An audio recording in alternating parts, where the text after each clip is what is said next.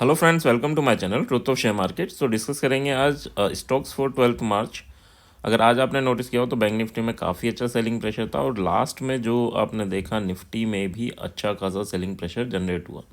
ठीक है, यानी लास्ट कैंडल अगर आप निफ्टी की देखेंगे, बैंक निफ्टी वगैरह कोई फॉल नहीं कर रहे थे बट निफ्टी फॉल किए जा रहा था। ठीक है, सो अब कल के लिए क्या लेवल इंपॉर्टेंट होने वाले हैं स्टॉक स्पेसिफाइड। आज अगर आप इन्हीं स्टॉक्स में थे तो आपके 4 स्टॉक्स ने सेकंड टारगेट टच किया है एंड एक स्टॉक्स ने आपका फर्स्ट टारगेट टच किया है एंड एक स्टॉक ने आपका एसएल भी लिया है ना, और एक ने कुछ भी नहीं किया। ठीक है, सो चलो स्टार्ट करते हैं। First of all this video is only for education purpose. यहाँ मेरा Telegram link and WhatsApp number given है, सो प्लीज़ ज्वाइन कर लें। स्टार्ट करते हैं विद HDFC बैंक। देखो HDFC बैंक, अच्छा मैंने एक वीडियो बनाई है अपने चैनल पे, वो डाली भी है अबाउट टेक्निकल एनालिसिस। उसमें फर्स्ट पॉइंट से लास्ट पॉइंट हर चीज़ को हमने डिस्कशन किया है, चाहे वो आपके केवल अजम्पशंस की बात हो या फिर एक गुड ट्रेडर की क्वालिटी की बात हो। ठीक है, इंडिकेटर्स हों या फिर कैंडलस्टिक पैटर्न्स हो, प्राइस एक्शंस हो, या आजकल किस तरह से बायर्स और सेलर्स ट्रैप कर रहे हैं, वो सारा डिस्कशन किया है। तो जब भी वक्त मिले 2-2.5 घंटे का वो लेक्चर है, ज़रूर जाके देखना। और अगर ज़रोधा में कोई प्रॉब्लम आती है तो ज़रोधा की स्पेसिफाइड भी एक वीडियो बनाई, तो उसे भी जाके देख सकते हैं। मैं उन दोनों का लिंक इसके साथ अटैच कर दूंगा एंड स्क्रीन पे, सो प्लीज़ जाके ज़रूर देखना। चलो अभी स्टार्ट करते हैं, टाइम वेस्ट नहीं करते, स्टार्ट करते हैं with HDFC bank. HDFC bank की बात करें तो जैसा मैंने बोल रहा था कि ये नीचे आया एंड फिर ये ऊपर गया, ये पिक बनाया, यहाँ तक गया एंड फिर उसके बाद फॉल स्टार्ट हुआ। हो सकता है कईयों ने यहाँ पर जब वो वापस गिर रहा था या टच कर रहा था तब उन्होंने एंट्री बना ली हो सेलिंग में, बट हो ये भी हो सकता है कि नहीं यार इतने फ्लक्चुएशंस में डर लगता है तो उन्होंने अवॉइड किया हो। वो फिर ये कैंडल जब बनी रेड कैंडल तब उन्होंने एंट्री बनाई। ठीक है, बट दोनों ही केस में काफ़ी अच्छा प्रॉफिट हुआ होगा क्योंकि उसके बाद डायरेक्टली फॉल ही हो रहा था। काफ़ी अच्छा, देखो काफ़ी अच्छे कंसोलिडेशन के बाद, अगर ये कंसोलिडेशन नहीं होता तो फिर ये ऊपर जा रहा है तो आपको डर लगना वाजिब है, बट इतने बड़े कंसोलिडेशन के बाद ब्रेकडाउन हो रहा है तो फिर उसमें थोड़ी सी स्ट्रेंथ ज़रूर होगी। कल के लिए लेवल क्या इंपॉर्टेंट है, 1433 जब तक नहीं तोड़े तब तक तो बुलिश होना ही नहीं। यहाँ से यहाँ तक की, यहाँ से यहाँ तक की, ये सब कुछ नहीं करना। केवल 1433 अगर टूटता है, इसके ऊपर सर्वाइव करता है तो 1441.5 एंड देन 1450 इस टारगेट के लिए हम प्ले करेंगे। यहाँ पर एसएल की बात करूँ तो 1429 का हमारा एसएल रहेगा। 1424 अगर टूटता है इन केस तो फिर आप यहाँ सेलिंग प्रेशर जनरेट हो सकता है कहाँ तक, 1417 एंड 1410 तक। यहाँ पर भी आपको एसएल जरूर लगा के चलना है। कितना लेके चलना है, 1428 का। So that's your hard SL. अब थोड़ा सा प्रेशर जनरेट हो रहा है, थोड़ा सेलर एक्टिव हो रहे हैं, तो हो सकता है थोड़े बहुत प्रॉफिट बुकिंग आपको देखने को मिले। ठीक है, एक्सिस बैंक की बात कर लें तो एक्सिस बैंक में भी अगर आप देखेंगे काफ़ी ऊपर तक गया एंड फिर उसके बाद नीचे आ गया। ठीक है, एंड क्लोजिंग ऑलमोस्ट वहीं हुई है, यानी नीचे का लेवल जब टूटा है तो उसके बाद आप ये बोल सकते हैं कि अब इसके ऊपर जाना, यानी अगर ये रेजिस्टेंस बना लेता है तो फिर फॉल बड़ा होगा। पहला लेवल तो 1100 ही है। ठीक है, बट हाँ हम 1100 तक कोई सेलिंग नहीं करेंगे क्योंकि 2-3 पॉइंट के लिए क्या सेलिंग बाइंग करना। ठीक है, 1104 और 1100 ये दो लेवल नोट करके रखना, 1100 और 1104। अगर 4 के ऊपर जाता है तो फिर आपको 7.5 एंड देन 11-12 तक के लेवल देखने को मिलेंगे। ज़्यादा बड़े टारगेट अभी एक्सिस बैंक में ऊपर की साइड मत लेके चलना, बट हाँ अगर 1100 टूटता है तो फिर आपको 1095 एंड 1090 तक के लेवल इजीली देखने को मिलेंगे। टारगेट छोटे हैं तो एसएल भी छोटा ही लेके चलेंगे, यानी देखो टारगेट 5 पॉइंट के हैं, किसी में 10 पॉइंट के, किसी में 15 पॉइंट के, बट आपका एसएल इनके रेस्पेक्ट में हाफ पर, मिनिमम हाफ पर होना चाहिए।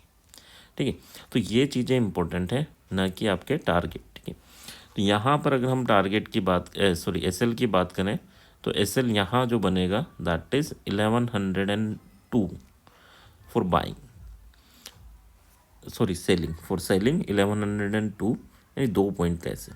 और अगर बाइंग कर रहे हैं तो 1101.5, यानी वहाँ पर भी ऑलमोस्ट 2 पॉइंट का एसएल आप लेके चलेंगे। सो दैट्स अबाउट एक्सिस बैंक। अब एक्सिस बैंक नीचे गिरेगा तो कहाँ तक जा सकता है, या बाय ऑन डिप के लेवल इन्वेस्टमेंट पर्पज से क्या होंगे, तो वही होंगे 1080, जाने दो 1080 तक, उसके बाद ही सोचना। यानी अगर नीचे गिर रहा है मैं हर लेवल पे क्या बाय ऑन डिप करूँ, नहीं, बाय ऑन डिप का लेवल एक ही रहेगा 1080, कि वो इम्पोर्टेंट सपोर्ट है। वो टूटा तो फिर तो बड़ा फॉल देखने को मिलेगा। अब बात कर लेते हैं रिलायंस की। रिलायंस में भी आज आपके दोनों टारगेट हिट हुए होंगे। क्यों? क्योंकि ये तो कंटिन्यूसली फॉल ही करता रहा। अब कल के लिए लेवल क्या इंपॉर्टेंट है, 2938, अगर ये टूटता है तो 2956 एंड 2970। अब यहाँ पर टारगेट की बात करूँ तो ऑलमोस्ट 20 पॉइंट के टारगेट है ना। एसएल क्या लेके चलेंगे, तो 2929, ये आपका हार्ड एसएल रहेगा for selling side, so for buying side. And 2927 अगर ये टूटता है तो फिर आपको 2909 एंड देन 2890, ये आपके टारगेट रहेंगे। एंड यहाँ पर आप अगर बात करें एसएल की तो 2931 फॉर सेलिंग एंड 29 और 29.5, so for that is for buying. ठीक है, सो ये आपके हार्ड एसएल रहेंगे। सॉफ्ट एसएल छोटा मिलता है, नो डाउट हम यूज़ करेंगे। इन्फोसिस की बात करें, इन्फोसिस ने भी गैप डाउन दिया एंड उसके बाद ये भी लेवल तक गया और फिर फॉल स्टार्ट हुआ, और फिर काफ़ी कंटिन्यूसली फॉल स्टार्ट हुआ। 1587, 87, 88 तक इसका फॉल स्टार्ट ही रहा है ना। उसके बाद थोड़ी रिकवरी आई, फिर वंस अगेन फिर तो कंसोलिडेशन हुआ और लास्ट में एक सेलिंग प्रेशर जनरेट हुआ। कल के लिए क्या लेवल इंपॉर्टेंट है, 1605.5, अगर ये टूटता है तो 1613 एंड 1620, ये आपके टारगेट रहेंगे। 1600 का आपका यहाँ पर हार्ड एसएल रहेगा। 1595 अगर नीचे टूटता है तो 1587 एंड देन 1577.5, ये आपके टारगेट रहेंगे। 1600 का यहाँ पर भी आपका हार्ड एसएल जरूर रहेगा। ठीक है, नेक्स्ट बात कर लेते हैं। So that is SBI. SBI ने भी आज हमें दोनों टारगेट, इवन उससे भी नीचे जाके इसने क्लोजिंग दी, क्योंकि हमारे सेकंड टारगेट शायद यहीं तक ही थे। बट अब कल के लिए क्या इंपॉर्टेंट होने जा रहा है, 775, अगर 775 ये टूटता है तो फिर आपको 778.5 एंड 782.5 ये लेवल आपको देखने को मिलेंगे। यहाँ पर एसएल की बात करूँ 773.5, यानी 1.5 पॉइंट का हम एसएल लेके चलेंगे फॉर बाइंग साइड। 771 अगर टूटता है तो आपको 766 एंड 761 तक के टारगेट फिर से देखने को मिलेंगे, फिर से प्रेशर जनरेट होता हुआ दिखेगा। एंड 773 का यहाँ पर हार्ड एसएल लेके भी चल रहा है। ठीक है, यानी 2 पॉइंट का SL for selling side. So that's about SBI. Next बात कर लेते हैं। So that is Tata Motors. Tata Motors ने क्या किया, टाटा मोटर्स भी सभी गैप डाउन हुए थे, है ना। इवन उसके बाद ऊपर गया एंड फिर वहाँ से सेलिंग प्रेशर जनरेट हुआ, यहाँ से रिकवरी भी आई, पर धीरे धीरे करके वहीं आया, फिर रिकवरी है। देखो थोड़ी चीज़ों को समझे, इसी कैंडल में देखेंगे यहाँ तक पहली बार में ही सेलिंग प्रेशर जनरेट होता, फिर यहाँ सेलिंग धीरे धीरे यहाँ तक आया, तो जब धीरे धीरे आया तो फिर एक बार बाइंग आई एंड फिर यहाँ तक आया जहाँ पर पहले से सेलिंग थी, थोड़ी सेलिंग आई। ठीक है, कल के लिए क्या इंपॉर्टेंट होने जा रहा है, 1031.5, अगर ये टूटता है तो 36.5 एंड 42 तक के टारगेट आपको देखने को मिलेंगे। यहाँ पर अगर मैं बात करूँ तो 1028 का आपका एसएल रहेगा। 1025 अगर नीचे टूटता है तो फिर आपको 20.5 एंड 15 तक के टारगेट देखने को मिलेंगे। एंड यहाँ पर एसएल की बात करूँ तो एसएल आपका 1029 का ही रहेगा। ठीक है, ये तो हार्ड एसएल है, तो थोड़े बड़े हैं छोटे हैं, बट अगर आपको कोई भी ब्रेकआउट कैंडल मिलती है उसका लो आप सॉफ्ट एसएल लेके चल सकते हो, और ब्रेक डाउन होता है तो उसका हाई आप सॉफ्ट एसएल लेके चल सकते हो। कौन सी कैंडल, 15 मिनट की। नेक्स्ट बात कर लेते हैं अडानी की। अडानी में क्या चल रहा है, तो अडानी देखो काफ़ी इंपॉर्टेंट लेवल पे, यही लेवल है, यहीं पर ये ऊपर जा रहा है नीचे आ रहा है, तो अभी इसी लेवल पे लड़ रहा है ना।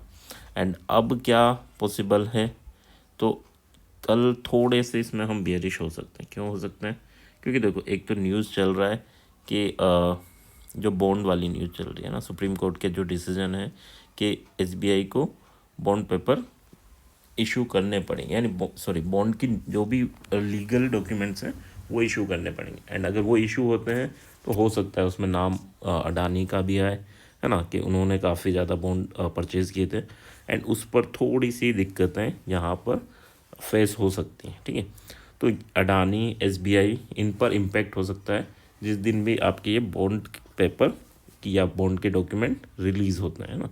एसबीआई में तो आज ही आपने देखा होगा, जैसे ही सुप्रीम कोर्ट का डिसीजन आया उसके बाद से काफ़ी प्रेशर देखने को मिला। एंड अब हो सकता है अडानी पे भी हो, है ना। अब नहीं हो तो अरे हो नहीं हो, आपको लेवल टू लेवल देख के चलना है। हाँ बस थोड़ा सा ये है कि हाँ यहाँ बियरिश पैटर्न बनता है तो हम थोड़े बड़े टारगेट के लिए, एंड बुलिश बनता है तो छोटे फर्स्ट टारगेट के लिए। तो इसमें में आपको प्लान करना है। लेवल क्या इंपॉर्टेंट है, 32.15 अगर टूटता है तो फिर आपको 32.40 एंड 32.70 ये टारगेट रहेंगे अपवर्ड डायरेक्शन में। एंड यहाँ पर अगर मैं बात करूँ सो आपका 3214 is your S L, sorry S L 3214 नहीं रहेगा, 3200, ठीक है। सो 3200 is your S L. And अगर 3187 इसको तोड़ता है तो फिर बेरिशनेस देखने को मिलेगी, एंड यहाँ पर 3200 इज़ योर एस एल, ठीक है। सो दैट्स अबाउट अडानी। एक तो हार्ड एसएल हमने डिस्कस किया है, बट हाँ सॉफ्ट एसएल आपको मिलता है तो उसे भी यूज़ कर सकते हैं ना। सॉफ्ट एसएल कैंडल का लो ब्रेकआउट के कंडीशन में और ब्रेकडाउन की कंडीशन में कैंडल का हाई। अगर 15 मिनट के कैंडल में ज़्यादा बड़ा मिल रहा है तो फिर 5 मिनट और फिर 3 मिनट पर शिफ्ट हो जाना, बट 15 मिनट पर नॉर्मल मिल रहा है तो ज़बरदस्ती नहीं है फिर शिफ्ट होना, ठीक है। टारगेट के रेस्पेक्ट में जो आपका एसएल है वो हाफ से कम होना चाहिए, बस इतना याद रखना, ठीक है। सो आई होप यहाँ तक चीज़ें क्लियर होंगी। क्लियर हैं तो प्लीज़ लाइक एंड कमेंट, और अगर आप बिगिनर हैं या आपको थोड़ा बहुत आता है तो एक बार जब भी टाइम मिले तो टेक्निकल एनालिसिस वाला फॉर्मेट ज़रूर देख लेना, तो थोड़ी चीज़ें आपको क्लियर होंगी, ठीक है। आई होप यहाँ तक चीज़ें क्लियर हैं तो please like and comment. Thank you.